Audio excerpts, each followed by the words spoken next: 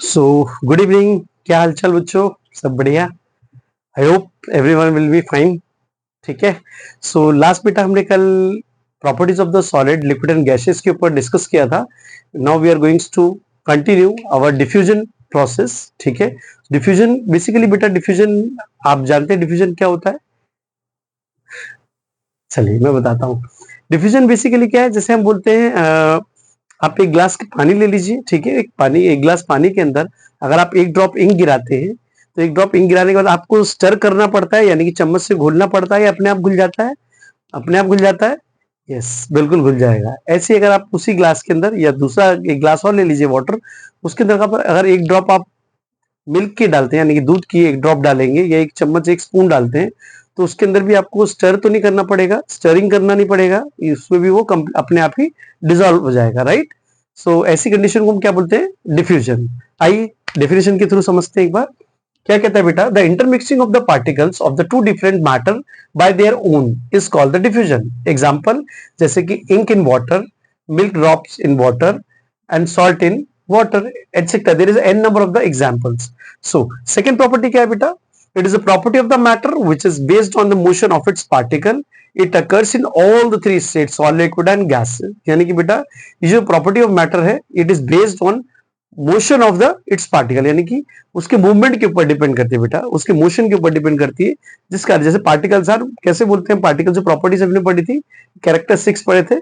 Particles of matters are continuously moving, particles of matter have space between them. अब उनका concept यहाँ use हो रहा है कि किस तरीके से वो मोशन करते हुए पार्टिकल्स जो जाते हैं, they all are exist in three states बेटा, सॉलिड, लिक्विड एंड गैस।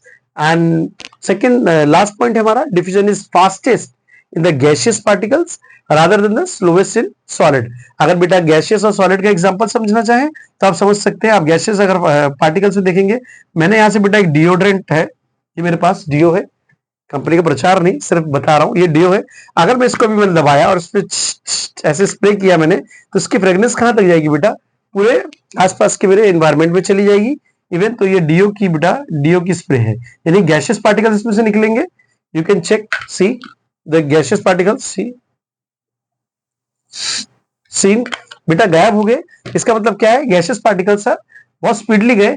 अगर यही सॉलिड बेटा होते यहाँ पे तो वो जल्दी उनकी फ्रेग्रेंस नहीं जाती है, मतलब इतनी आसानी से उनकी फ्रेग्रेंस, देखो पूरे कमरे में कितनी अच्छी महक आई है।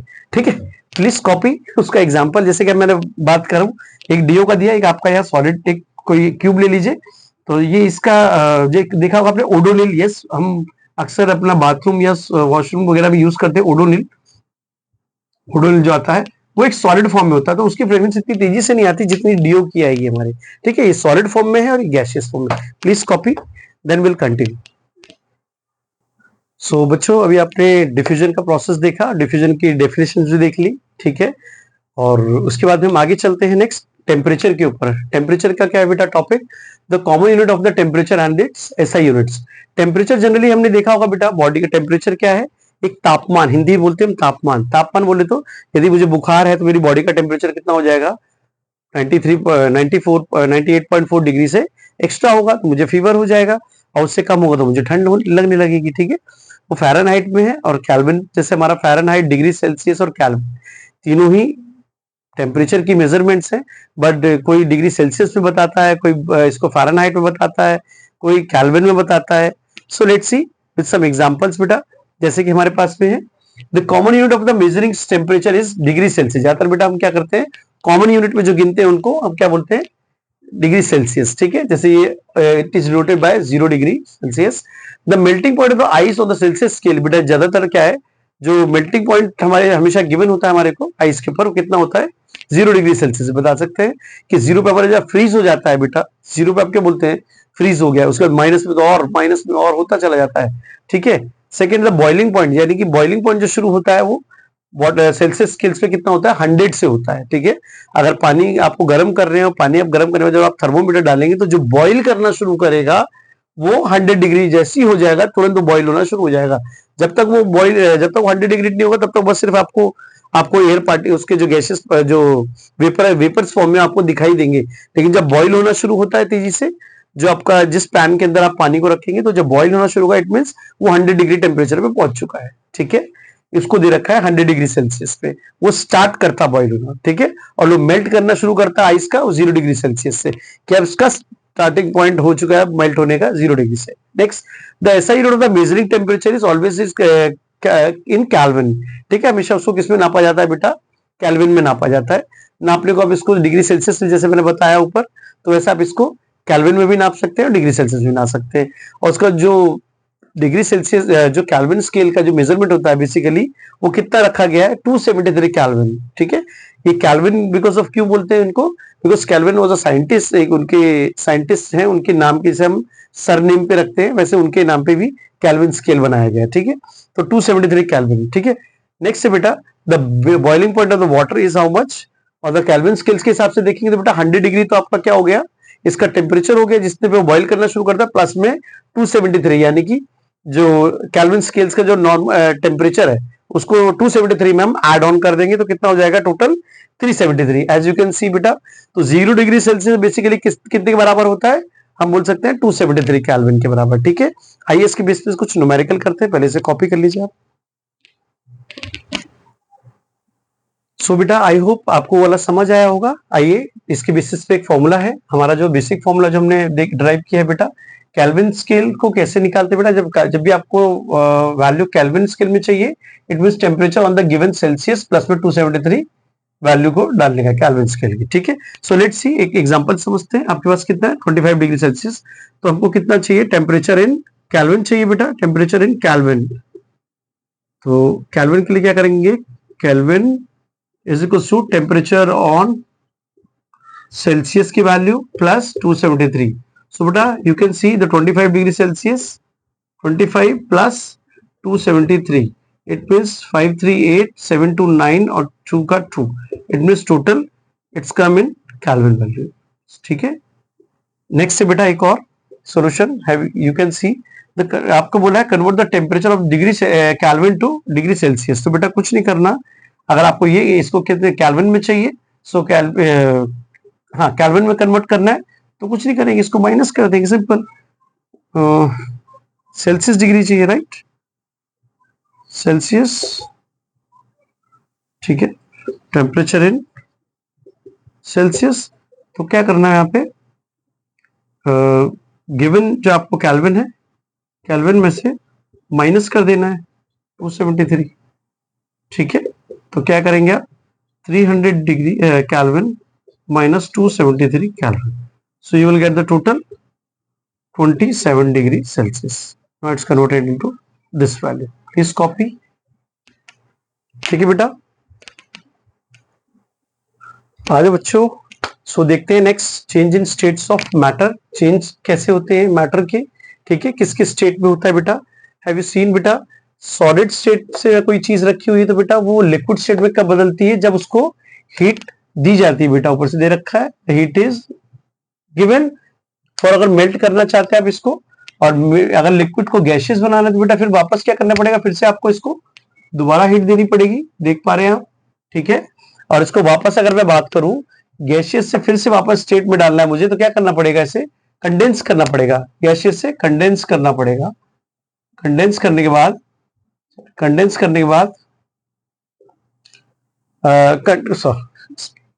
थोड़ी सी कंडेंस करने के लिए बेटा क्या करेंगे, तो वापस कंडेंस से फिर से क्या होगा, लिक्विड स्टेट में बदल जाएगा, और लिक्विड स्टेट से वापस में सॉलिड में डालना है तो उसको क्या करना पड़ेगा, कूल करना पड़ेगा, यानी कि फ्रीज करना पड़ेगा। जैसे कि अगर मैं बर्फ को ले लूं बेटा, बर्फ को अगर मुझे लिक्विड बनाना है तो मैं क्या करूंगा, एक बर्फ ले लिया, मान लीजिए आइस का क्यूब है बेटा, एक पैन के अंदर ले लिया मैंने उसे, ठीक है, नीचे बर्निंग लगा दी, बेचारे को फायर दे दी गई, ठीक है। तो ये सॉलिड क्या करेगा, धीरे धीरे अब क्या है, इसके आइस क्यूब है छोटे छोटे, ठीक है, ये कन्वर्ट हो जाएंगे किसके अंदर, सारे के सारे किस में बन जाएंगे, स्टीम में बदल जाएगा। ये आप स्टीम में सारा का सारा पैन के अंदर क्या हो गया, लिक्विड आ गया, ठीक है, लिक्विड में कन्वर्ट हो गया आफ्टर गिवन द हीट, इसको हीट दी गई बेटा, हीट के बाद में किस में चेंज हो गया, फर्स्ट स्टेज से सेकंड स्टेज में आ गया, और सेकंड स्टेज से थर्ड स्टेज में आने के लिए पहले लिक्विड बना हुआ है बेटा, अभी लिक्विड में कन्वर्ट हो गया after given the fire, and after some time when we will provide them continuously heat, और सिर्फ लगातार हीट देते रहेंगे तो बेटा वो क्या करेगा, धीरे धीरे स्टीम में बन के उड़ना शुरू कर देगा। समझ आ नहीं आया बेटा, ठीक है। तीसरी स्टेट में क्या होगा, यानी कि बोले solid, liquid and gaseous form में। और इसी लिक्विड को अगर मुझे वापस के गैसियस को वापस मुझे लिक्विड बनाना है तो मैं क्या करूंगा बेटा, इसके ऊपर मैं पैन लगा दूं, एक ढक्कन लगा दूंगा, लिड, ढक्कन जिसे बोलते हैं, उसको आप जब लगा देंगे तो लिड से क्या होगा बेटा, ये सारे के सारे जैसे वेपर्स बन के उड़ेंगे, जैसे लिड है बेटा, अगर यहाँ से वेपर्स बन के उड़ेंगे तो आप खुद सोचिए, टकराएंगे तो टकरा के बेटा यहाँ साइड से नीचे आके एक बर्तन में रख दूंगा तो उसके अंदर सारा आके हल्का ट्विस्ट कर दूंगा, टिल्ट कर दूंगा तो सारा पानी आके इसमें वापस में टकरा के और यहाँ गिरेगा। जब यहाँ इकट्ठा होगा तो इसको मैं वापस क्या कर सकता हूँ, फिर से क्या करूंगा मैं इसे अगेन इस लिक्विड को, अब लिक्विड बन गया, इसी लिक्विड को फिर लास्ट में जाके फ्रीज कर दूंगा। तो इस स्टेट से इस स्टेट बनाने के लिए फ्रीज कर देंगे, वापस वो फिर से सॉलिड बन जाएगा। ठीक है, समझ आ रहा है? इसको मैं मिटा देता हूं थोड़ा। नेक्स्ट देखते हैं बेटा आगे। ठीक है, सो अगला है लेटेंट हीट। बेटा लेटेंट हीट क्या होती है, जिसे बोलते हैं छुपी हुई उष्मा, यानी गुप्त उष्मा, हिंदी बोलते हैं गुप्त उष्मा। गुप्त उष्मा बेसिकली क्या होती है, मान लीजिए मेरे हाथ में मैंने कोई चीज रखी है बेटा, मैंने आइस रख ली, आइस का क्यूब रख लिया जैसे, तो मेरे हाथ में क्या करेगा, वो ठंडक देना शुरू करेगा। अच्छा, पूरे हाथ में तो नहीं देगा, वही देगा जहां पर मैंने उसको रखा हुआ है। केवल अगर मैंने फॉर एग्जाम्पल अगर मैंने इसको स्क्वायर इन शेप में रखा है, सो यू कैन सी बेटा, वो सिर्फ इतनी ही जगह पर मुझे, सिर्फ इतनी ही जगह पर मेरे क्या करेगा, ठंडक देगा, बाकी एरिया में नहीं दे पाएगा। ठीक है, तो क्यों बेटा, बिकॉज ऑफ मेरे हाथ की हीट को जो इतने एरिया में वो जो रखा गया है, उतने एरिया की हीट वो खुद लेगा और अपनी जो ठंडक है वो मेरे हाथ पे छोड़ देगा। तो that is called the latent heat, और उसके कारण वो क्या करेगा, धीरे धीरे मेल्ट भी होता रहेगा वो आसपास से जितने जगह पर वो रखा गया है। ठीक है, वही अगर आप फ्रिज में रख देते हैं तो फ्रिज का एरिया ठंडा होता है, अगर आप फ्रीजर में डालते हैं तो उस जगह पे क्या करेगा, मेल्ट नहीं करेगा फ्रीजर में जाने के बाद, क्योंकि पूरा एरिया उसका ठंडा है। तो इतनी एरिया में जितना मैंने आपको दिखाया है, इतनी एरिया तक में उसका अगर एरिया ठंडा है, इट मीन ठंडा हो रखा, तो वो इतने एरिया में क्या करेगा, आपको ठंडा ही रहेगा। और वहां से फिर क्या करेगा, अगर उसको ठंडक ज्यादा मिलेगी तो उसके जो आसपास में पार्टिकल्स जो धीरे धीरे फ्री टू मूव हो रहे थे, वो वापस क्या करेंगे, आपस में कोलैप्स करके वापस एक फोर्स जनरेट होगी। वो फोर्स क्या करेगी, due to the force intermolecular force of attraction, वो सारे के सारे वापस अपने आप को फिर से पकड़ना शुरू कर देगा और एक क्यूब के फॉर्म में वैसे ही पड़े रहेंगे। ठीक है, सेम जैसे अभी आपको दिखाया बेटा, डेफिनेशन में देखेंगे, द लेटेंट हीट क्या होता है बेटा, the heat energy which has to be supplied to change the state of substance is called the latent heat. अगर मैं बेटा किसी सॉलिड को, फॉर एग्जांपल मैं कपूर ले लूं बेटा, कपूर जिसको बोलते हैं हम कैम्फर, कपूर को बेटा अगर मैं गैसियस स्टेट पे डालना चाहूंगा, यानी कि इसके स्टेट को बदलूंगा, तो इसको तो मैं बेटा यहां से फायर दूंगा, तो आप देखेंगे बेटा ये लिक्विड ना बन के, लिक्विड में नहीं कन्वर्ट होगा, सीधा गैसियस बन के। कभी आपने देखा होगा कहीं पूजा वगैरह में थाली में देखते हैं आप, सॉलिड कपूर डालिए और आप उसमें क्या करिए, आप उसमें एक फायर लगाएंगे, जैसे उसको फायर लगाते हैं बेटा क्या होता है, वही जो है फायर जो कैच की उसने, वो सीधा गैसियस बन के उड़ना शुरू हो जाता है, वो लिक्विड में कन्वर्ट नहीं होता। और वहीं अगर आप दूसरी ओर देखते हैं, ये तो गैसियस का था, वहीं आप अगर एक कैंडल को देखते हैं बेटा, एक कैंडल अगर आप बर्न करते हैं, सो यू कैन सी बेटा, ये कैंडल क्या करेगी, पहले क्या करेगी, पहले यहां से जैसी फायर को कैच करती है तो क्या करेगी, सबसे पहले इस एरिया को क्या करेगी, यहां से धीरे धीरे लिक्विड में बनाएगी। अगर आप देखना चाहेंगे तो बेटा ये फायर, ये बिल्कुल केमिकल रिएक्शन दिखता हुआ, मतलब दिखता हुआ केमिकल रिएक्शन है, मतलब फिजिकली चेंज हो रहा है फिजिकली धीरे धीरे चेंज हो रहा है। तो वो केमिकली वो डायरेक्टली केमिकली क्या होता है, जैसे आपस में दो सॉल्ट्स का आपस में मिक्स हो जाना, दैट्स कॉल्ड केमिकल रिएक्शन, और आपको एक प्रोडक्ट का बन जाना। बट यहाँ पे क्या है, फिजिकल अपीयरेंस, यानी कि फिजिकल रिएक्शन क्या हो रहा है इसके अंदर। आपने कैंडल जो लिया, कैंडल को बर्न करा, तो बर्न होने से क्या हो गया, इसका पहले ये वाटर लिक्विड में चेंज हुआ, और वाटर में जब चेंज, मतलब लिक्विड में चेंज होने के बाद जब इसको हल्का सा आप टिल्ट करेंगे, इस टाइप से अगर कैंडल को रख देंगे आप कुछ इस टाइप से, तो इसके लिक्विड सारी ड्रॉप्स नीचे गिरने लगेंगी। समझाऊं क्या गई बात आपको? ठीक है, यहाँ पर क्या करेंगे, धीरे धीरे वो कैंडल का लिक्विड जो, अगर आपने इसको टिल्ट कर दिया, अभी ऐसे थी, इसको आपने यूं कर दिया, जलती हुई कैंडल यहाँ से क्या करेगी, धीरे धीरे कम होती जाएगी और वो सारा लिक्विड अपना नीचे गिराएगी। तो यानी कि उसकी सॉलिड स्टेट से अब वो किस में बदलती जा रही है, सॉलिड से लिक्विड बदलती जा रही है। किससे बदल रही बेटा, लिक्विड, यानी कि उसकी स्टेट चेंज हुई। ठीक है, तो स्टेट कैसे, तो उसी को बोला हमने, supply to change the state of the substance by the latent heat. ठीक है, आइए देखते हैं नेक्स्ट एग्जांपल। अगला इसका पॉइंट क्या कहता है, it always use to change the state of the substance when the water changes into steam. बहुत ध्यान से सुनिएगा बेटा, फिर से रिपीट कर रहा हूं, it always use to change the state of substance when the water changes into steam, it absorb the latent heat, but when the steam is condensed to form the water, an equal amount of heat is given out. It is found that the burn causes by steams are much more than boiling water। इसका मतलब क्या हुआ बेटा? इसका मतलब आप ऐसे समझिए, चलिए ये जो लिखा है इसको हटाते हैं, पहले ऐसे समझते।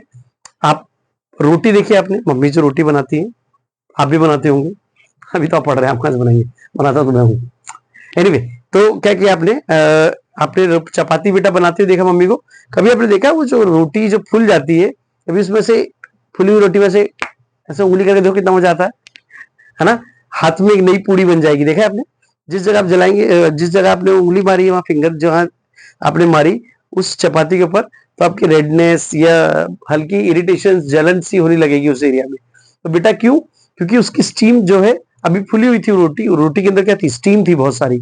तो अगर आपसे क्वेश्चन पूछा जाता है एक छोटा सा, जनरली हमें क्वेश्चन ऐसे पूछते हैं, हम जो क्वेश्चन पूछेंगे तो मोस्टली बच्चों का आंसर रॉन्ग ही आता है कि एक तरफ बॉइलिंग वाटर है और एक तरफ स्टीम्ड है, तो बताइए आपको कौन ज्यादा जलाएगा? तो everyone will give the answer, sir boiling water, steam नहीं। बिकॉज स्टीम की जो जला है उसे पता होता है कि स्टीम जलाता है क्या? वाटर। बट सिर्फ सुना हुआ या एजम्पशन किया हुआ या इमेजिन किया हुआ लगेगा आपको कि नहीं वाटर, बॉइलिंग वाटर ज्यादा जलाएगा एक तरफ। अच्छा देखिए, कभी आप देखिए बॉइल हो रहा वाटर, उसमें एक बार उंगली डालिए, आप उंगली डाल के निकाल लेंगे तो कुछ ज्यादा हीट नहीं लगेगी, लेकिन गलती से अगर फुली हुई रोटी के अंदर एक बार ऐसे करके बाहर निकाला तो आपको पता चल जाएगा कि करना मत, सिर्फ आपको बताया जा रहा है। तो स्टीम बेटा क्या होता है? स्टीम ज्यादा वो डेंजरस होता है रादर देन बॉइलिंग वाटर। आपने देखा है जो शिप वगैरह जो चलती हैं, मतलब जो नाव वगैरह ज्यादातर चलाते हैं, तो उसमें क्या होता है आजकल, लेक वगैरह पे देखा होगा आपने, राइडिंग के लिए यूज करते हैं लोग, घूमने के लिए, तो उसमें क्या होता है? स्टीम ही होता है, स्टीम के कारण ही वो नाव चलती है। ठीक है, तो कहने का मतलब स्टीम बहुत तेजी से, बड़े बड़े बॉयलर्स होते हैं कंपनीज के अंदर, उनमें स्टीम का यूज किया जाता है। ठीक है, स्टीम का यूज करके बड़े बड़े इंजन को देखा, स्टीम इंजन, यस, रेलवे के अंदर देखा आपने पहले के टाइम में स्टीम इंजन यूज किया करते थे। कोयले से क्या करते हैं, कोयला जब जलेगा तो बॉइल वाटर को बॉइल करेगा, जिस कारण स्टीम जनरेट होगी और वो ट्रेन को, पहले के जमाने में ऐसे ही किया करते थे। आज इलेक्ट्रिसिटी यूज करते हैं या कोयला का यूज करते हैं तो होता है, लेकिन कोयले का यूज अब तो नहीं होता, फिलहाल के लिए डीजल इंजन वगैरह यूज होते हैं, या डीजल या पेट्रोल जो भी यूज करते हैं वो, लेकिन इससे पहले हुआ करते थे स्टीम्ड इंजन। ठीक है, चलिए नेक्स्ट देखते हैं। सो यहां तक बेटा इसको प्लीज कॉपी करेंगे, फिर हम आगे चलते हैं। आइए बेटा नेक्स्ट टॉपिक हमारा देखते हैं, sublimation. Sublimation you know very well बेटा, सब्लिमेशन किसे कहते हैं? जो भी सॉलिड सब्सटेंस आपका डायरेक्टली चेंज हो जाता है गैसियस सब्सटेंस से विदाउट चेंज ऑफ लिक्विड, यानी कि सीधा सॉलिड से गैसियस से चेंज हो जाए बिना लिक्विड बने, उसे हम क्या बोलते हैं? सब्लिमेशन। ठीक है, सो आइए विद एग्जांपल समझते हैं। The changing of substance from the solid to gaseous directly without change of liquids are called the sublimation। ठीक है, फॉर एग्जांपल जैसे कि आपका सॉलिड से गैसियस वेपर फॉर्म में बना और वेपर से वापस सॉलिड बन जाएगा by the cooling, and solid से वेपर में बनेगा बाय द हीटिंग। जैसे कि एग्जांपल में बात करें तो बेटा कपूर, कपूर का नाम सुना आपको, मैंने बताया कपूर को बेटा अगर आप जब जलाते हैं तो डायरेक्टली गैस में परिवर्तित हो जाता है, गैस से बन जाता है, यानी camphor is directly change into gaseous product। ठीक है, गैस में कन्वर्ट हो जाता है। सो बेटा उसका एग्जांपल और भी है, जैसे कि नैप्थलिन बॉल्स हो गई। नैप्थलिन बॉल्स अक्सर देखा होगा आपने, हम कपड़ों के अंदर रखते हैं, मम्मियां अक्सर रखती है, क्या सर्दी वगैरह में, जैसे हमारी मम्मी रखती थी पहले रजाई वगैरह में, क्या है naphthalene balls, white white colour की गोलियां होती है ऐसे। ठीक है, तो उसमें क्या होता है, ज्यादातर बोलते चूहे वगैरह नहीं काटेंगे, कीड़े वगैरह नहीं लगेंगे नॉल।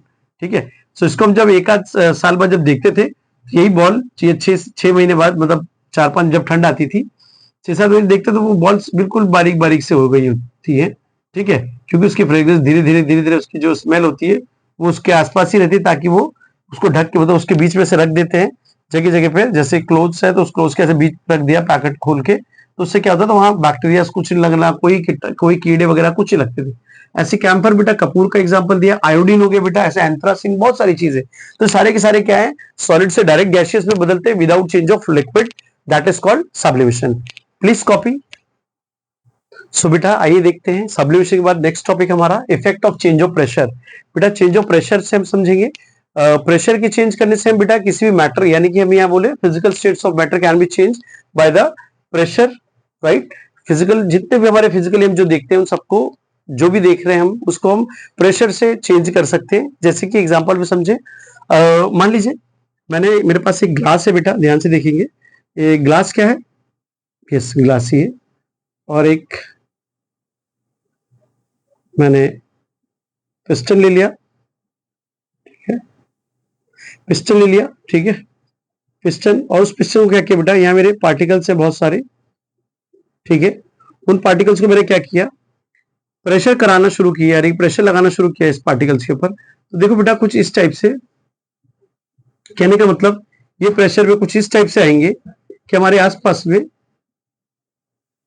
मेरे आसपास में कुछ ऐसे आने शुरू हो जाएंगे, ये पार्टिकल जो है मेरे धीरे धीरे और पास आने लगेगा, why due to the pressure, और इस प्रेशर के कारण एक कंडीशन ऐसी आएगी बेटा कि पार्टिकल्स इतने पास पास आ जाएंगे, इतने पास पास आ जाएंगे कि बेटा लास्ट में पार्टिकल्स के उधर स्पेस ही नहीं बचेगा। मैंने जैसा कि आपको बताया था पिछले टॉपिक में हम पढ़ रहे थे कि गैसियस पार्टिकल, जो गैस जो हमें सिलेंडर के अंदर जो भरी जाती है, they fill up by the pressure. तो प्रेशर का फर्स्ट स्टेप ये है, सेकंड ये है बेटा, थर्ड ये है। तो देखिए आप पिस्टन को अगर आप भरते हैं, यानी पिस्टन से जब आप प्रेशर करते हैं, उसे प्रेशर लगाते हैं, so gaseous particles can near by, वो बहुत पास पास आ जाते हैं, और पास पास होने के कारण से बाद में ये क्या करते हैं, यही gaseous particles converted into liquid, ये लिक्विड में बदल जाते हैं और ये आपको लिक्विड की तरह दिखाई दे रहे होते हैं, ठीक है। सो आप यहाँ तक समझ गए होंगे, ठीक है। सो मैं इसको अगर इतना लिख लीजिए, फिर इसके बाद में आपको ड्रॉ कर लीजिए, फिर मैं आपको लिखवाता हूँ उसके बारे में। बेटा आपका एक पॉइंट है, gases can be liquefied by applying the pressure and lowering the temperature, यानी कि बेटा गैसेस को जब लिक्विफाइड यानी लिक्विड में बदलना हो तो कैसे कर सकते हैं, it's converted into a pressure, यानी कि जब हम एक प्रेशर अप्लाई करते हैं तो उसका एंड टेम्परेचर को लो कर देते हैं, सो वो कन्वर्ट हो जाता है किसके अंदर, लिक्विड में। Copy please. सो बेटा इवेपोरेशन का टॉपिक है हमारा नेक्स्ट, क्या कहता है ये इवेपोरेशन, तो वैसे के लिए ज्यादातर आपने पढ़ा ही होगा, बचपन से या पढ़ते हुए आ रहे हैं कि हमेशा बॉइलिंग वाटर को क्या कर दिया जाए, बॉइल वाटर को जब वेपर में चेंज होता है, that is called the evaporation. So उसकी डेफिनेशन कैसे लिखेंगे वो देखते हैं आप, ठीक है। क्या कहता है, the process of liquid changing into a vapour और the gaseous even below its boiling point, ठीक है बेटा, यानी कि एक ऐसा प्रोसेस जिसमें लिक्विड को चेंज किया जाए इनटू अ वेपर फॉर्म, ठीक है, उसकी बॉइलिंग पॉइंट से even below its boiling point, उसकी बॉइलिंग पॉइंट से कम करके, ठीक है। तो उसे क्या बोलते हैं हम, यानी कि बॉइल करना मतलब उबलना हो गया बेटा, तो उससे कम करके, उससे कम यानी कि बिलो द बॉइलिंग पॉइंट्स, तो उसे हम क्या बोलते हैं, रेट ऑफ इवेपोरेशन, ठीक है। तो बेटा बेसिकली क्या देखा जाए, जो वेपर इवेपोरेशन है वो किसके ऊपर इफेक्ट करता है, some factors are affecting the evaporation. कौन कौन से फैक्टर्स है बेटा, जैसे कि टेम्परेचर है बेटा, if you increase the temperature और सरफेस एरिया को इंक्रीज कर दे, ह्यूमिडिटी को कम कर दे, विंड स्पीड को बढ़ा दे, तो जो कपड़ा है आपका, फॉर एग्जाम्पल ये आपका कपड़ा है, देखिए एक कपड़ा जो आपका है, मान लीजिए ये आपका शर्ट हो गई, हाँ टाई है, ठीक है, और ये आपकी फ्रॉक है, नो पार्शियलिटी, दोनों को बनाया गया, ठीक है। सो ये मेल है और ये फीमेल के मतलब ड्रेस है। अगर ड्रेस की बात करते बेटा, तो ये किस तरीके से सूख सकते हैं, क्या इन कपड़ों को मैं ऐसे ऐसे टेढ़ा बेढ़ा करके रख दूं तो सूख जाएंगे, ये बताइए, ऐसे टेढ़ा बेढ़ा करके रख दूं सूख जाएंगे, नहीं सूखेंगे, सूख भी सकते हैं, लेकिन जो जितना फास्ट अगर आप देखना चाहते हैं कि जल्दी सूख जाए, जैसे अक्सर आप कपड़े जब धो लेते हैं तो, या मम्मी धोती है आपके कपड़े, तो देखना वो कपड़े को ऐसे झाड़ के फिर डालती है सूखने के लिए, ठीक है। तो जो सूखने के लिए जिसके ऊपर डालती है, जिस रस्सी के ऊपर डालती है ताकि वो टंगे और सूख रहे होते हैं, वो किस बेटा फैला के डालती है कि सिकुड़ के ऐसे ही रख देती है, ऐसी वो तब रखती है जब उनको पानी गारना होता है, यानी पानी गिराना होता है, उसमें से जो जितना गिरना है गिर सके उसको सीधा ले जाके वो फैला देती है, ठीक है। आजकल तो लोगों के घर में वॉशिंग मशीन है बेटा, सारा पानी वही निचोड़ के मुश्किल से 10 मिनट में कपड़े सूख चुके होते हैं, ठीक है। तो बेटा डिपेंड करता है, फिर चाहे कितना भी आप वॉशिंग मशीन में कर लो बेटा, लेकिन फाइनली आपको टेम्परेचर की नीड पड़ेगी ही पड़ेगी, सरफेस एरिया को ओपन करना ही पड़ेगा। अगर ह्यूमिडिटी कम है बेटा तो तभी हो पाएगा, अगर ह्यूमिडिटी ज्यादा रहेगी बेटा, उमस जिसे बोलते हैं, जब देखा होगा आपने अक्सर बारिश के दिनों में या सर्दियों में, अब हमारे कपड़े देखना बहुत कम सूख पाएंगे जल्दी, ठीक है। ऐसे विंड की स्पीड, तो आप हवा का रुख स्पीड कर दो, तेज कर दो, तभी आपके कपड़े सूखेंगे, अदरवाइज जल्दी कपड़े नहीं सूख सकते। प्लीज कॉपी करें यहां तक, फिर आपको आगे देखें। आइए बच्चों देखते हैं नेक्स्ट टॉपिक को एक्सप्लेन करके थोड़ा सा।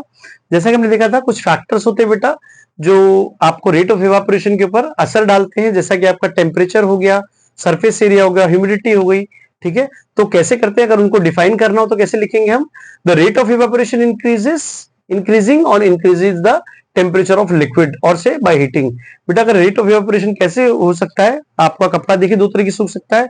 अगर आपने क्या किया, उस कपड़े के पास में जो कपड़ा आपने डाला है बेटा, तो उसके अगर आप वहां पे सन की लाइट पड़ रही होगी बेटा, यानी कि टेम्परेचर बहुत तेज होगा, देखा होगा आपने धूप में 12 बजे तक तो कपड़े एकदम सूख चुके होते हैं, गर्मी के टेम्परेचर में देखा होगा 45-50 अभी तो डिग्री जब टेम्परेचर होता है आपका, तो कपड़े बहुत इमीडिएटली अभी आप 8 बजे से धो के डालिए और 10 साढ़े 10 11 बजे तक उतार लीजिए आप, इतना स्पीडली होता है।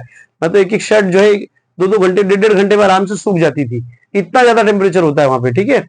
मतलब सूख तो क्या जाएगी, ऑलमोस्ट 70% 80% सूख चुकी होती है, ठीक है, एक आध घंटे के 2 घंटे के मैक्सिमम। सो बेटा क्या बोलता है, टेम्परेचर की वजह से, यानी कि the rate of evaporation is increasing on increases the temperature of liquid और से बाय हीटिंग, ठीक है।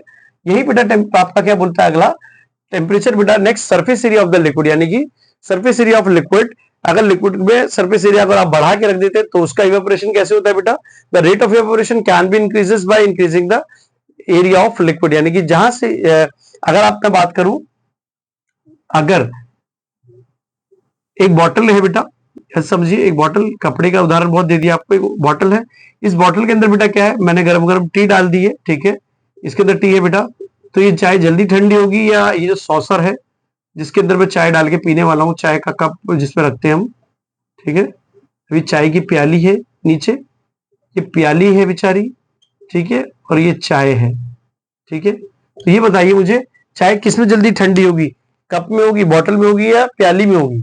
तो क्या करूंगा मैं, अगर जल्दी मुझे स्कूल के लिए लेट हो रहा है या ऑफिस के लिए लेट हो रहा है, तो मैं क्या करूंगा, जल्दी से डालूंगा, फूंक मार के पी लूंगा। तो उसका क्या है, एरिया, सरफेस एरिया के ऊपर डिपेंड करता है, एरिया बड़ा है चौड़ा है तो उसमें यानी कि उसका घनत्व, एक डेंसिटी भी इसमें आ गया कॉन्सेप्ट, ठीक है, डेंसिटी यानी कि डेंसिटी जाती है मास बाय वॉल्यूम, यानी कि मास भी उसका ज्यादा रहेगा तो जो है लिक्विड उसके अंदर हालांकि कम ही आएगा, ऐसा नहीं है, लेकिन जो भी जितना भी आएगा बट उसको मैं जल्दी जल्दी पी के निकल सकता हूँ, ठीक है। नेक्स्ट है बेटा इसी के अंदर अगला सी, अगला एग्जांपल लेते हैं, humidity of the air. Air के बेटा क्या है, मैंने बताया आपको जैसा कि भी आपको टॉपिक में, कि बारिश के दिनों में अक्सर या ठंड के समय हमारे कपड़े कम जल्दी सूखते हैं, ठीक है, तो उसका डिफाइन कैसे करेंगे, when the humidity of the air is low then the rate of evaporation is high and water evaporates more readily. तो क्या होता है, अगर रेट ऑफ इवेपोरेशन बेटा ज्यादा होगा एंड वाटर इवेपोरेट्स मोर रीडीली, यानी कि उसमें वाटर क्या उमस के कारण, यानी वातावरण के अंदर बेटा अगर टेम्परेचर कम हो जाता है, ठंडक बढ़ जाती है, ठंडक में क्या होता है, वेपराइजेशन नहीं हो पाता है जल्दी, उसका रीजन क्योंकि वहां पर गर्माहट नहीं है, सूर्य भगवान नहीं निकले हुए, ठीक है, जब सन नहीं निकलेगा तो हीट कैसे प्रोड्यूस होगी वहां पर। मोस्टली लोग क्या करते हैं, बारिश के दिनों में कपड़े अंदर सूखने के लिए डाल के जाते हैं, क्योंकि बाहर बारिश हो रही है, ठीक है, वो छत पे सुखा नहीं सकते, अपने अपने फ्लोर पे रह रहे हैं, सो दैट क्या करते हैं, रूम के अंदर ही फैन ऑन करके चले जाते हैं। या फिर दूसरा बेस्ट एग्जाम्पल होता है, ये चुपचाप फटाफट आयरन निकाला, आयरन कर दी जल्दी जल्दी, तो उससे भी कर लेते हैं हम, ठीक है, हम लोग पहले ऐसे ही करते थे इसलिए आपको वही बताया है, ठीक है, प्लीज कॉपी करेंगे इसे। आइए बेटा लास्ट टॉपिक है हमारा, कूलिंग कॉजेज बाय इवेपोरेशन। बेटा जैसे कि आप जानते हैं अक्सर हमारे घर में ईथर सुना है आपने, ईथर नील पॉलिश रिमूवर, ठीक है, स्पिरिट बोलते हैं उसको, स्पिरिट को जो आपने देखा हो कभी आप हाथ पे नाखून पॉलिश को हटाने के लिए, तो नाखून पॉलिश होती है, नेल पॉलिश जिसे बोलते हैं, उसको रिमूव करने के लिए लगाई जाती है। और अभी कभी आपने देखा है उसको अपने हाथ पे कभी गिराया हो तो ऐसे वेव ऑफ करेंगे आप, तो अपने हाथ में या पेट्रोल कभी गिरा हो, टच किया हो आपने, तो क्या करेगा, इस तरह के वेव ऑफ करते हैं तो उसमें क्या होता है, ठंडक फील होती है। हैव यू फील एवर, किया होगा आपने, ठीक है, नहीं किया तो फिर भी समझ लीजिए, बाद में कर लीजिएगा कभी, ठीक है, नुकसान करने का कोई फायदा नहीं। आइए कहते हैं क्या, cooling causes by the evaporation. बेटा बाय द इवेपोरेशन माना liquid evaporates, draw the latent heat of vaporisation from anything which it touch, यानी कि बेटा बाय द इवेपोरेशन, जैसे इवेपोरेशन होता है बेटा ऑफ अ लिक्विड इवेपोरेट्स, यानी कि इवेपोरेट होना शुरू करता है, it draw the heat latent heat, sorry draw the latent heat of vaporization. बेटा जब वो वेपर में जाता है तो सबसे पहले आपको हीट को क्या करता है, लेटेंट हीट ऑफ फ्यूजन, यानी कि उसकी लेटेंट हीट जो गुप्त उष्मा है उसको खींचता हुआ, latent heat vaporization of anything, जिसके ऊपर भी वो गिरेगा या टच करेगा उसकी हीट को लेता हुआ और अपनी कूलिंग देता हुआ जाता है हमेशा। आइए एक एग्जांपल में समझते हैं क्वेश्चंस के साथ। If you put a little bit of spirit, जिसका ईथर बोलिए या पेट्रोल बोलिए, at the back of our hand wave it around, अपने हाथ के ऊपर पीछे डालिए, उसको ऐसे वेव इट कीजिए, हाथ को शेक करते हिलाते हैं, तो the spirit evaporates of our hand feels cold. वो बोलता है कि अपने हाथ में ठंडक महसूस होने लगती है, तो ऐसा क्यों होता है? सो बेटा क्वेश्चन में आपका सोल्यूशन क्या कहता है? Due to the latent heat of vaporization, spirit takes this heat from our hand and hand loses the heat and gets cold.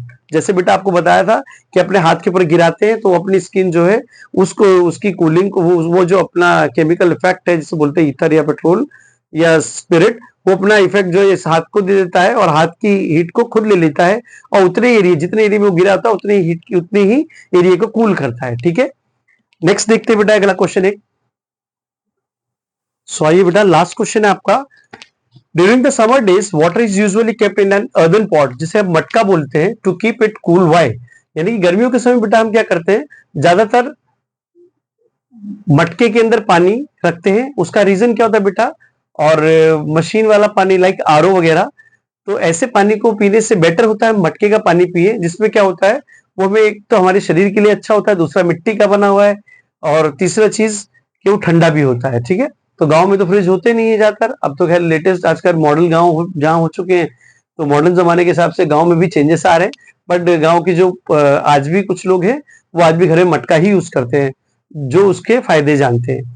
सो बेटा उसका आप क्यों रखते हैं जनरली, हम उस क्या नाम है मटके के अंदर पानी क्यों ठंडा होता है? तो क्वेश्चन का आंसर है बेटा, due to the latent heat of vaporization of water molecules absorb the heat energy to evaporate cool the surrounding. यानी कि बेटा जब भी क्या होता है मटका, ये जो मटका है बेटा आपका लाइक दिस अर्दन पॉट, इसके अंदर बेटा जो वाटर मॉलिक्यूल्स होते हैं पानी के, बेटा ये आसपास से जो एयर ब्लो कर रही होती है, यानी कि आसपास में वो क्या करती है, इसको टच करके जाती है, तो इसके अंदर पानी होता है बेटा, इसका जो पानी होता है वो इसको क्या करता है, इसके जो हवा है या हवा के पार्टिकल्स इससे टकराते हैं, इसके वाटर मॉलिक्यूल्स क्या करते हैं, इससे टकराते हैं यानी कि अंदर से, और इससे क्रॉस होती हुई जाती है, तो इसमें क्या होता है कूलिंग इफेक्ट आता रहता है। ठीक है, और कूलिंग इफेक्ट आता है बाद में क्या करती है, इस एटमोस्फेयर में आने के बाद वो और चिल्ड हो जाते हैं। ऐसा नहीं है, घर में कई लोग रेगिस्तान में भी मटके का उपयोग करते हैं, तो ऐसा है क्या वहां के गर्म पानी होता होगा? ऐसा नहीं है, वो मटके का उपयोग वहां पे भी यूज इसलिए करते हैं कि अगर वो गुनगुना पानी या गर्म पानी भी रखते हैं या नॉर्मल पानी भी अगर वो रखेंगे मटके के अंदर, तो by the blowing of air वो वार्म एयर भी चलेगी, तो अंदर वाटर को क्या कर देगी, उस मिट्टी के मतलब मिट्टी के जो पार्टिकल्स है उससे निकलती हुई जाती है, जिस कारण उसको कूल कर देती है, उसको ठंडक देती है। ठीक है, बाकी बेटा thanks for watching this channel, and अगर पसंद आया तो अपने फ्रेंड्स को भी शेयर कीजिएगा। Thank you, take care, will meet in next chapter.